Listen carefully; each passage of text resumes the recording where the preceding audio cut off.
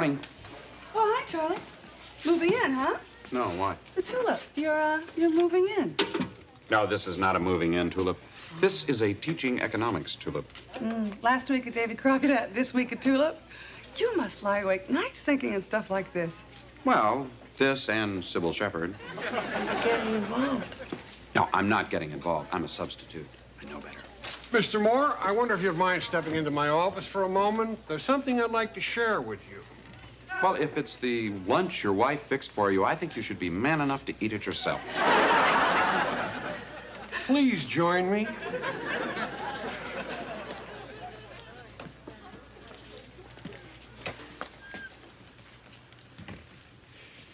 I'm happy to announce that today is the first day of your last week in the rest of my life. I didn't quite follow that, Dr. Samuels. Mr. Thomas, the teacher you've been subbing for, will be back in starting next week. So soon. Just in time. As of next Monday, I won't have to put up with your weird teaching. You're undermining my authority, your perverted sense of humor, and your subversion of my honors program. Perhaps this would be a good time to tell you what I think of you. On the other hand, let me just say, you filled in adequately. You kept the class occupied. Nobody got hurt. I'm not going to go as far as to say there'll always be a job for you, but... Spare me. Do the kids know? I haven't had the pleasure. I'd like to tell them. Be my guest. Think of it as your final history lesson. Just walk in there and say, I'm history. Where'd you hear that? Come on, Arvid, it's only a rumor. Well, it's not a rumor. My father's on the school board. He told me. When is it going to happen? I heard next week. First Mr. Thomas is gone and now Mr. Moore is leaving. I'm getting separation anxiety again. Does Mr. Moore know? I don't think so. Maybe we should tell him. I don't do bad news. I just think it might be nicer if he heard it from us. I mean, we're all gonna miss him, right? Yeah, but is he gonna miss us? Believe me, he will be thrilled to be released from the nerd world. Maybe we should all just play dumb. I think Arvid's right. We shouldn't tell him. Agreed? Agreed.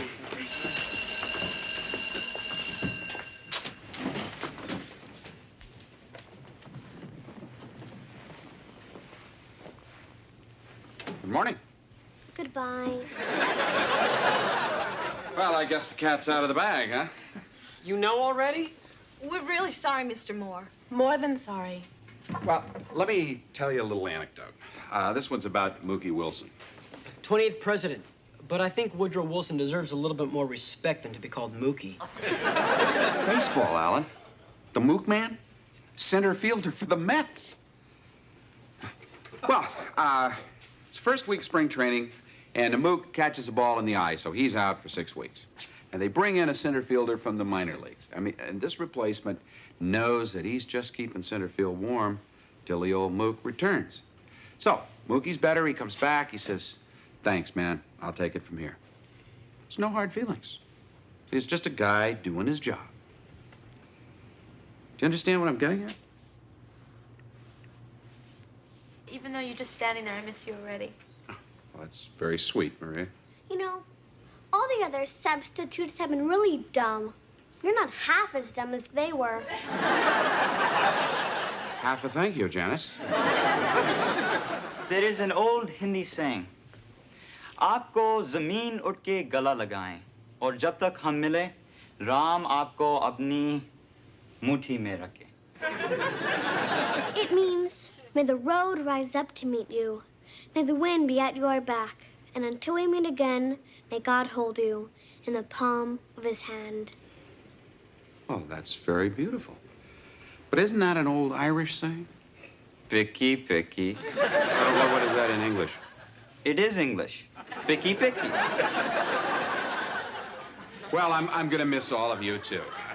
You're a great group of kids, and I'm grateful for the opportunity to have known you. But we still have a whole week together, so let's enjoy it, okay? Well, we'll try, Mr. Moore, but we're all gonna feel a little misty-eyed. Well, thank you. But believe me, next Monday, Mr. Thomas will be standing here, and it will be as though he never left. Okay, let's get started. Now, what does this simple plant, the tulip, have to do with the great stock market crash of 1929? Excuse me, Mr. Moore. Everybody, surprise!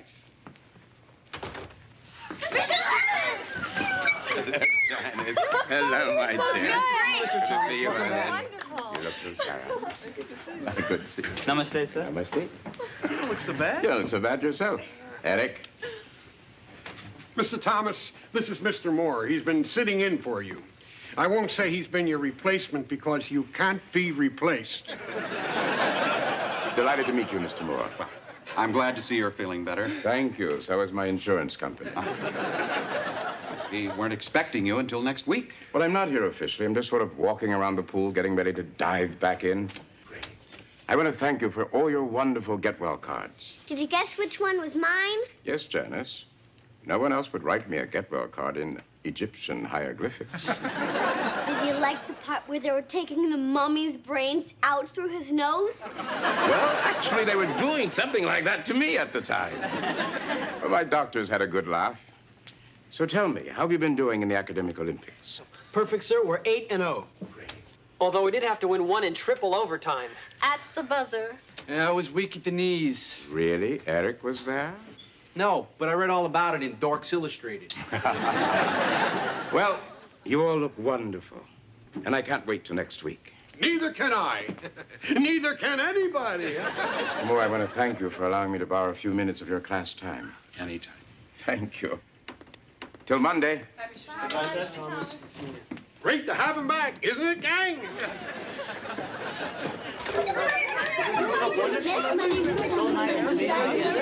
Exactly. And it's like, isn't that funny the way he was just there? Oh, gee, sorry, Mr. Moore. Yeah, it's just that we hadn't seen him. It's okay. I mean, he seems like a great guy, and it was obviously great for you to see him. You have a great rapport, and it's great. I mean, don't feel guilty because you like Mr. Thomas. You should. If you didn't, I couldn't leave here feeling so great. Morning. Oh, hi, Charlie. I hear that you met Mr. Thomas yesterday. Yeah, seems like a nice guy. Kids really like him.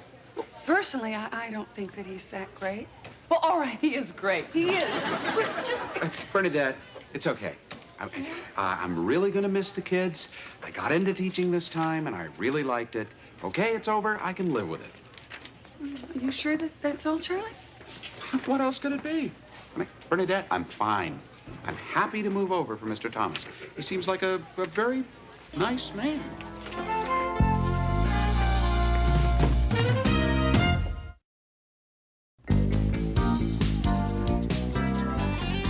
The first day he really threw me. He said the baseball caused the Cuban Missile Crisis. Seriously? It really shook me up. Ah, Alan, you haven't changed. Actually, I think I've loosened up quite a bit. Yeah. Every Wednesday, he doesn't wear a necktie. It's just an experiment. Talk about loosened up. I went to a dance, and I liked it. Next time I may actually dance. He had this really crazy way of explaining the Spanish Civil War. You too, Eric? If you're interested in that stuff. Well, he always teaches us these things that sound weird at first, but they make sense if you think about them. Well, a very wise man once said, smart is believing only half of what you hear. Genius is being able to figure out which half. Morning, everybody. Listen, I had a great... Mr. Thomas. Oh, I beg your pardon, Mr. Moore. I was just looking for some of my old lesson plans. Go right ahead. It's been your desk for years. I've just been subletting. I don't mean to encroach upon your time, but the students and I fell into conversation. I understand. Really? Well, have fun. Thanks.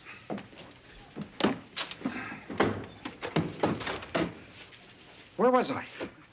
Excuse me, I forgot just one thing.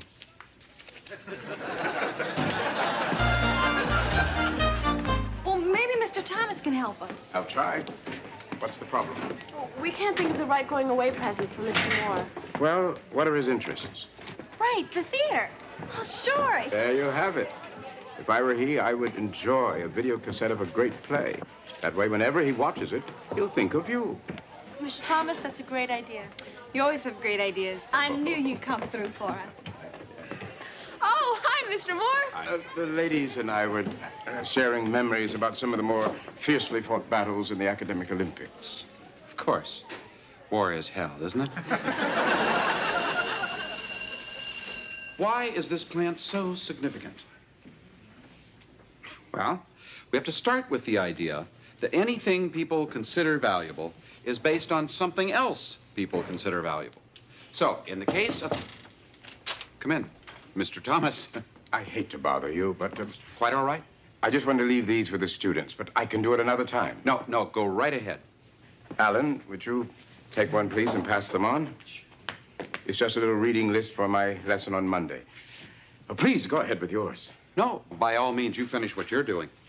What is this, Mr. Rogers meets Bambi? This is quite a list. Well, on Monday, we'll be discussing what these books have in common. Fahrenheit 451, The Scopes Trial, Catcher in the Rye, Areopagitica. We've read most of these. Mr. Thomas, if next week's class is about censorship, we've already covered it with Mr. Moore. Oh, really?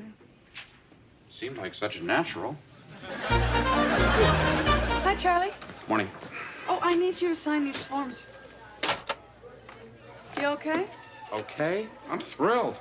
I can hardly wait to get out of here. 2 more days and I'm free. Oh, yeah?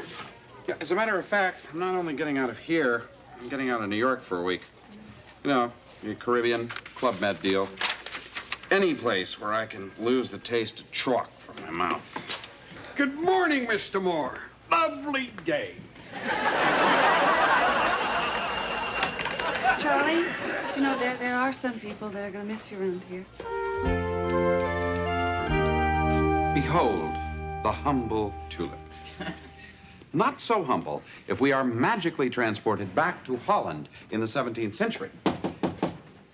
Come in, Mr. Thomas. How did you know it was I? Oh, just a lucky guess. Well, don't mind me. I just want to get something from a book here. Oh, please go right ahead and, as though I were not here. Tulip. From the Turkish turban, where it originally came from. Good. By the early 1600s, this little beauty had become the standard by which the entire economy of Holland was measured. This is absolutely true. People decided that all you needed was tulip bulbs in order to get rich. And you could get richer quicker if you bought and sold tulip bulbs on the commodities market. So, people mortgaged their homes, they sold their wooden shoes, they rented out canals, anything just to get into that market. And at its peak, the record price for a single tulip bulb in today's money was close to $2 million. Wait. That's crazy. Why tulips? Why platinum? Why gold? Why diamonds? But it's just a flower. Not just a flower, Alan. It's a tulip. So what? I mean, look at it. It's nothing. Now, unfortunately, somebody in Holland said those very words. And then somebody else said, you know, he's right. Everybody panicked. The entire economy started to collapse. I mean, people were jumping out of their windmills. Holland went straight into what was called the Great Tulip Depression, and it stayed there for 20 years. That's ridiculous. I mean, Americans wouldn't flip out over tulips. In 1929, we flipped out over paper. You see, the underlying reasons for any major economic disaster are really simple human psychology. It's greed followed by panic.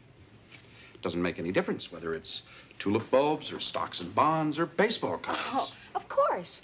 That's the purpose of fiscal regulations, to protect us from mass hysteria. Exactly. We'll get to those regulations tomorrow. Hello, Mr. Thomas. See you, Mr. Thomas. Right, yeah. Bye, Mr. Thomas. Glad to catch you alone, finally. I wanted to say something about your teaching. Oh, please, Mr. Thomas. Call me Vernon. Sure, Vernon. But Mind if I call you Charlie? you can call me whatever you want. Just please don't give me any notes on my teaching. I may be strange, I may be different. Maybe you think I'm not good enough, but I'm pretty good. Now, on Monday, they're yours. Until then, they're still mine.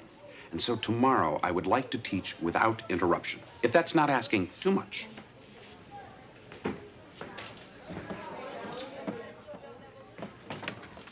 I have another class to teach here. You leave. All I wanted to say... Please. Very well.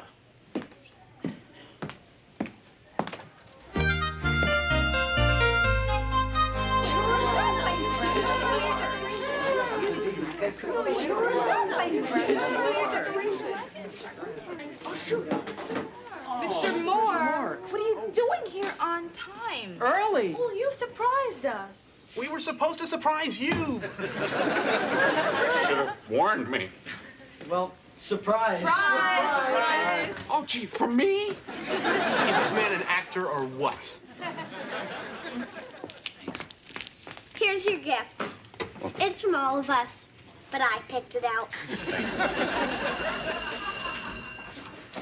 Well, I guess this is it. Our last class together. I'm already starting to cry and it hasn't even started yet. Well, I hope I was able to teach you. I know you taught me something very special, or at least you reminded me of it. Teaching can be an exciting and rewarding. You know, I walked in here a few weeks ago, and I started making demands that you be honest and share your feelings and thoughts about things, and for the last week, I haven't been doing that. I should be thrilled that you're being reunited with a truly fine teacher, someone you deserve. And instead, I feel a loss. I just keep thinking about that guy that had to leave center field when Mookie Wilson came back. I don't know if he said anything, but I think I know what he felt. Boy, I was just starting to really enjoy this. Damn it, I'm sorry I have to leave. Because this team was starting to show some real potential. I've taught a lot of kids, and I don't think that I have ever, in my entire career, been interrupted so frequently. I am sorry to interrupt. Do you mind? It's important. I'm sure that it is. But if you'll give me just one more moment, the rest of their high school days will be all yours. I don't think so. What? Christopher Marlowe said, nature does teach us all to have aspiring minds, still climbing after knowledge infinite. He was, of course, referring to you. Anatole France wrote, the art of teaching is the art of awakening the natural curiosity of young minds for the purpose of satisfying that curiosity. I hope he was referring to me. I know he was referring to Mr. Moore. Which brings me to my little confession. I'm not really a pest, Mr. Moore. Forgive me for disrupting your class, but you see, I was, as they say, checking you out. I can't tell you what a relief it is to know I can retire. You mean you're not coming back? I hadn't planned to. But Dr. Samuels called me every day to tell me that you were destroying the honors class. Well, he was wrong. In the Talmud, it is written, find thyself a teacher. Well, my dear friends, it seems you have. In the Village Voice Classifieds, it will be written. I'm going to buy a cheap ticket to Club Med. No, I shall first visit Egypt. The palace of Ramses III, which is also topless. Well, Vernon. Thank you. You're a difficult man to follow, but I feel honored to take a shot. Thank you, Charlie. We hope you remember us whenever you watch this. Janice, how sweet.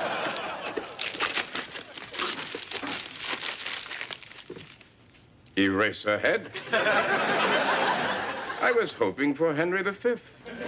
Janice. Well, they didn't have Henry V, So I thought Eraserhead would be suitable for a teacher. Janice, it's all right. I love it.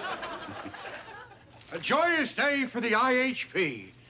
The teacher's teacher returns. Mr. Moore, I know we've had our differences, but to demonstrate that I have no hard feelings, I offer you heartfelt good wishes for your next job and present you with these lovely Fillmore High School cufflinks. Mr. Thomas, Monday. Mr. Moore, Godspeed. Hit the road, Jack.